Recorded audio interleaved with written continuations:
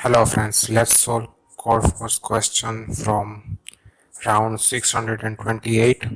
Question A, it is like we given an integer and we have to find two integer a and b such that the GCM and LCM of that two numbers is equal to x. So this is very simple problem. Like here is an example 2, so we find two number 1 and 1. For 14 we find number 6 and 4, so that's GCM plus LCM equal to 14. So let's solve this, and the solution is very simple. Let's say we have number of test cases, we get input for test cases, then every test cases we get our number x. So let's say we have a for loop int I equal to 0, I is less than t, and I plus plus. We get input for x, so let's define our x here, integer x. Now the solution is very simple. All we have to do is like our one number is always 1 and second number is x minus 1, right? So let's say we have integer a and b that we have to find out. So for every input a equals 1 and b equals x minus 1. That's it. That is our solution.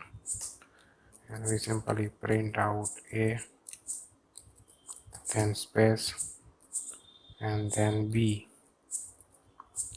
then end line. That's it. This is a very simple solution, right? And so LCM and GCM of these two numbers will always be equal to x. Let's copy our code, paste here, and let's check output. We get 1 and 1, 1 and 13. So it not match with the sample output, but our output is correct. Like if we check here, like GCM is 1 and LCM. So let's submit our code here first.